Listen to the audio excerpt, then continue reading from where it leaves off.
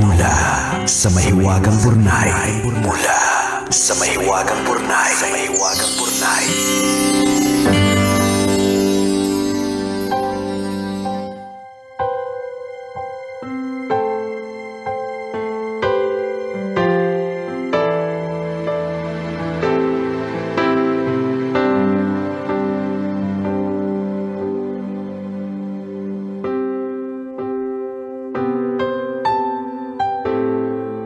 Dear Kumikinang na Tambalang ni Cole Leala at Diego Bandido. Itago nyo na lang po ako sa pangalang Charm, isa sa mga long-time listeners ninyo. Alam nyo, Tambalang Kumikinang, akala ko noon pagkatapos ng ilang masasakit na relasyon, ibibigay na sa akin ng Diyos ang lalaking makakasama ko habang buhay. Akala ko, kota na ako. Hindi pa pala. Masakit man ang pinagdaanan, naisip ko pa rin na sumulat at ibahagi sa inyo ang aking naging karanasan. Baka sakaling kapulutan ng aral ng mga listeners ninyo. 1 taon na po kaming magkasintahan ni Rod. Dahil sundalo, lagi siya naka-assign sa probinsya kaya bihira kaming magkita. Halos sa video call at chat lang umiikot ang relasyon namin. Araw-araw naman siyang may good morning at good night na message. Magalang siyang makitungo sa akin at sa pamilya ko. Kahit hindi pa sila nagkikita ng personal, kilalang kilala niya sina mama at papa dahil palagi nga nilang kinukumusta. May isang bagay lang ako napansin sa kanya. Wala siyang personal na buhay sa social media. Yung Facebook niya, pictures lang niya na naka-uniforme, mga bundok, dagat at mga tanawin sa lugar ng assignment niya. Wala akong makitang litrato ng mga magulang niya o kapatid. Nang tanungin ko siya, delikado daw kasi ang trabaho niya. Ayaw niyang malagay sa panganib ang mga mahal niya sa buhay. Kaya din daw hindi niya ako pinopost. Naniwala naman ako. At lalo pa kung humanga. Pakiramdam ko, napakaswerte ko dahil may lalaking inuuna ang kaligtasan ko kaysa mag-flex sa social media. Tuwing magtatanong ang mga kaibigan ko kung bakit wala man lang kaming litrato na magkasama sa Facebook, ipinagmamalaki kong sabihin na for security reasons yun dahil sundalo ang boyfriend ko. Isang araw may nag-message sa akin.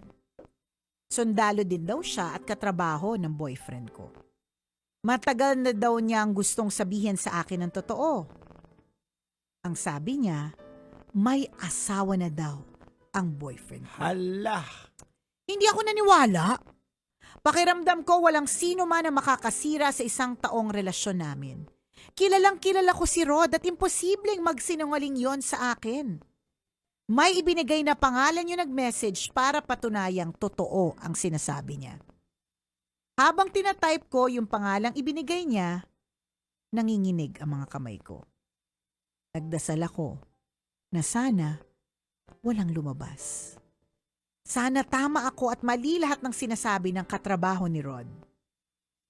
Pero paglabas ng profile, nanigas ang buong katawan ko. Bumungad ang larawan ng boyfriend ko, nakabarong at kayakap ang isang babaeng naka-wedding gown. Sunod-sunod na lumabas ang mga pictures nila mag-asawa kasama ang mga anak nila. May mga birthday celebration, family outings, graduation, Christmas parties at kung ano-ano pang masasayang okasyon. Mahigit 5 taon na pala silang kasal. Hindi ko alam kung paano ko ilalarawan ang nararamdaman ko. Hindi ako agad umiyak. Parang namanhid ako.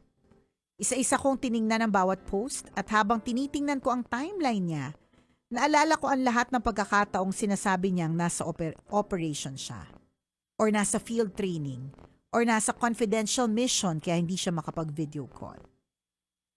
Yan yung mga araw na kasama niya ang pamilya niya. Nagulamtang ako ng pinakamasakit na katotohanan. Sa loob ng 1 taon, kabit pala ako nang hindi ko man lang alam. Kinumpronta ko siya. Paulit-ulit siyang humingi ng pagkakataong makapagpaliwanag. Mahal daw niya ako at hihiwalayan daw niya ang asawa niya balang araw. Ako daw ang gusto niyang makasama habang buhay. Hindi ko alam kung iiyak ba ako o matatawa. Paano niya nasabing ako ang gusto niyang makasama habang buhay? Gayong gabi-gabi ay may batang musmos na naghihintay sa kanya. Paano niya nasabing mahal niya ako kung 1 taon siyang nagsinungaling sa akin? Tinapos ko ang relasyon namin. Ay, very good. Bigyan mo ng pasigabong palakpakan yan, Jegs. Isang palakpakan Bigyan sa'yo, yan. ate! Tinapos ko ang relasyon namin. Very good. Yan. Ganyan. Ganyan ba? dapat. Yan.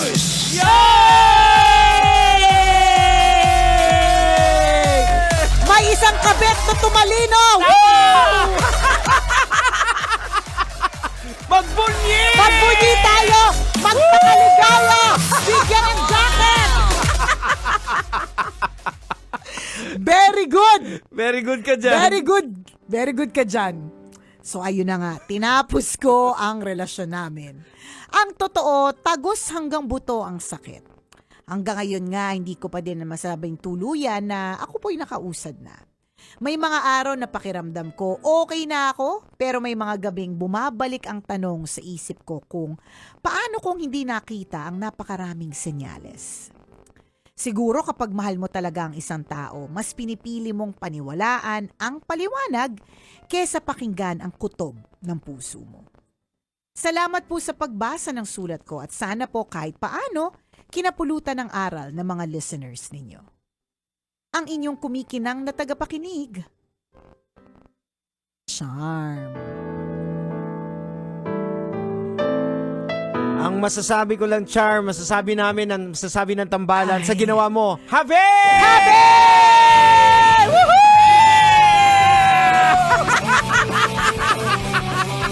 Kalimutan mo na yung pangit na yon. Oh! Alam mo, tingnan mo yung line of questioning niya, ay yung pagkakwento niya. May mga gabi na hindi siya dun sa, of course masakit, pero mas more of, bakit hindi ko man nakita yung signs? Oh. Hindi yung nasaktan siya kasi iniwan siya or kasi mahal na mahal niya talaga. It's really more, but ang tanga-tanga ko, diba? So, wag mo nang isipin yun kasi tapos na. Correct. Ang importante, nasalba ka na. Tama. Yun na yun. Ang importante, nagdesisyon ka ng tama. Kaya nga sabi ko, bigyan ng masigabong palakpakan, magandang background music, party, di ba? Ayan. Kasi nakausad ka, may mga iba na Nilalaban. nalaman nila, nilaban Nilalaban. pa rin. Kasi sasabihin nila ganito, hindi naman talaga niya ako pupuntahan kung talagang tunay na mahal niya yung asawa niya. May mga ganong correct. pagpapaliwanag. Itigil yan. Kaya very good na tinapos mo na yan and maganda ulitin namin na wala kang sinasaktang pamilya, wala Tama. kang sinasaktang anak, wala kang sinasaktang babae, 'di ba? Tsaka buti na lang umalis ka diyan kasi obviously apakasinungaling. Kapag naniwala ka pa diyan, ikaw na yung tanga, Tama. 'di ba? Ang bibigyan na namin ng background music na Have yung lalaki. Tama. Have, nakauto ka na naman. Ayan. Okay na yan.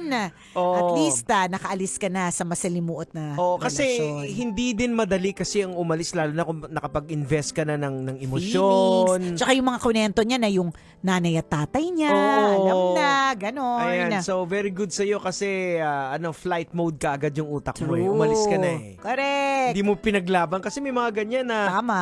'di ba? Sabihin na iiwan naman yung asawa, ikaw talaga yung gusto. Ay, May sus. mga nadadala na Ay, ganyan. sus, narinig ko na yung mga ganyang klaseng, hindi ko naman talaga siya mahal, Oo. hiwalay naman talaga kami, matagal na kami hindi nagtatabi, matagal Tama. na kami hindi nagsasama. Asas! Ang bihira. Again, ito, isa sa mga lesson po sa mga nakikinig. Pag may boyfriend po kayong sundalo o pulis, Ayan. hingan niyo po ng Senomar. Ayan, totoo yan. Oo. O, ikaw na mismo ang magpunta. Oo. At maghanap ng Senomar. Although dati, Jegs, na biktima ako ng ganyan eh. Palibasa kasi. Kaya O ako, kaya kagalit na galit. oo, kaya ako Gino. Kaya hindi na biktima ako ng ganyan na yung sa... Nagsabi na binata. Oo, hindi tsaka yung di ba sabi mo yung Senomar. Oo. So nung time na yon, ano pa yan eh, NSO pa ang tawag, hindi PSA. Oo. 'Di ba? So NSO, may mga tropa tayo diyan eh. Yung office Oo. nila dito malapit malapit sa office natin. malapit lang dito. So pupunta ako dyan sa kanila.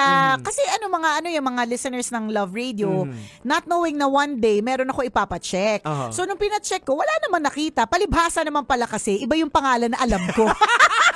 Iba yung pinakilala Iba sa yung pinakilala pangalan, pabira. Kaya wala naman palang certificate of no marriage. Kasi iba yung pangalan na sinabi sa akin. So iba-iba po ang uri ng pagsisinungaling. So na-profile ka rin niya. Nasa media to, baka may connection, baka i-check ako. Oo, correct. Ito yung pangalan, sure na walang walang diba? sabit. Trot. Diba? So may mga may mga ways and means din si Lord. Alam mo siguro, kaya din hindi agad mo nalaman, 'di ba? Kasi to serve as lesson. Na next time, talagang mas hindi ka bibigay agad, mas kikilalanin mo muna ng maigi, mas magdo-double check, triple check, ganyan. Ayan, wag lang basta maniniwala sa mga panay salita. True. Oo. Di, tsaka yung ganyan, hindi niya lang kwento sabi niya, bakit kaya naloko ko sa gitna ng napakaraming senyales. Inaano natin yan yung mga red flag. Tinatry natin gawing pink ginagawa natin green Tama. kasi mahal natin So kapag ka may red flag dyan, medyo mag-ano ka din. Bakit kaya may red flag? Actually parang nabanggit ko rin yung ganitong example, yung nangyari sa kay Charm sa preaching ko nung last Sunday. Kasi ang Ba't may preaching mga kabit ko, ba doon? ang preaching ko about kay Moses, nung nagpakita sa kanya yung Panginoon na sinabihan siya na umalis ka dyan, pumunta ka sa lugar na wala siyang inheritant na kahit ano. So, inisip ko na bakit ang isang tao maniniwala sa promise na wala kang possession, walang anything, purang salita lang. So, parang ganun din sa buhay, parang ito, sa relationship. Bakit naniniwala yung babae doon sa lalaki na wala naman siyang kasiguraduhan? Doon nakita ko, it's because doon kay Abraham, because of the character. So, ang pinagkaiba lang, yung tao, maaring nakita mo, tama yung character, pero along the way, nagbabago True. Ang Diyos hindi Oo, correct. So, yun, naniniwala tayo because nakita natin doon sa character. Si Charm, mukha nakita namang niya siyang na, maayos. maayos. So, okay naman nagtiwala na ka. pakikitungo. Oo. Pero along the way, nagbabago pala o nagpipretend. Yung pinagkaiba lang kay Lord, hindi nagbabago. Walang pagpe-pretend, Oo. 'di ba? Madami pong pretentious na mga tao Pakatandaan po natin Ayan. yan, mapagkunwari. Correct. 'Di ba? Naku. Kasi may nakukuha lang sila sa iyo. True. 'Di ba? May mga nabibenefit, may Oo. mga dumidikit sa isang Nicole Yala Yan. kasi sikat. Pero nung Oo. nagka-problema ang isang Nicole Yala, Ay, wala. asan na sila? Nagpe-pretend lang palang friends ko sila. Wala na. Wala na, Oo. umalis. Oo, Nag-badmouth. Oo. Pero during that time, nakikita naman din definitely nakikita mo rin din yung character nila. Naayos naman. Maayos naman. So, Correct. nung nagkaroon ng problema, nagbago yung character. Yun, Ganyan. wale na sila. Well, it's a lesson on your part, Charm, 'di ba? Na next time talagang pag magdi-discern na maigi, Tama. pagdadasalan at kapag ka may nakikitang mga senyales, pakinggan. Ayan. At hindi rin nagbabago kasama mo ang Love Radio. Ako po si Diego Bandido. At ako po si Nicole Yala. Kailangan pa bang i-memorize yan? Basic! Ayan, salamat Charm kasi napakalaking tulong tong kwento mo sa mga kabit na Kabit na nalululong pa rin. Oo. At iniisip pa rin nila na sila ang pipiliin. Yun yung feeling nila Oo. Although may mga iba naman talagang pinipili. Oo. Pero ang salimuot niyan, may Correct. pamilya kang sinira. Tama. May babaeng umiiyak ng dahil sa'yo. Oo. May mga batang nawala ng tatay ng dahil sa'yo. Naku po. At saka tandaan nyo, lahat ng mga ginagawa nating kasalanan, may mga consequence Ay, yan. sir. Hindi man mangyari sa'yo, pero mananagot dyan. Pwedeng anak mo, mga generations sa susunod. Nakakalungkot. At Oo. ayaw natin mangyari. Ayaw natin. Nananahimik yung ibang henerasyon eh. Oo. Inosente sila. Correct. Huwag ka nga. O siya, salamat na marami mga kabisyo ha. Ingat po kayo today. Bye. Bye. Metro's #1 Love Radio. Basic!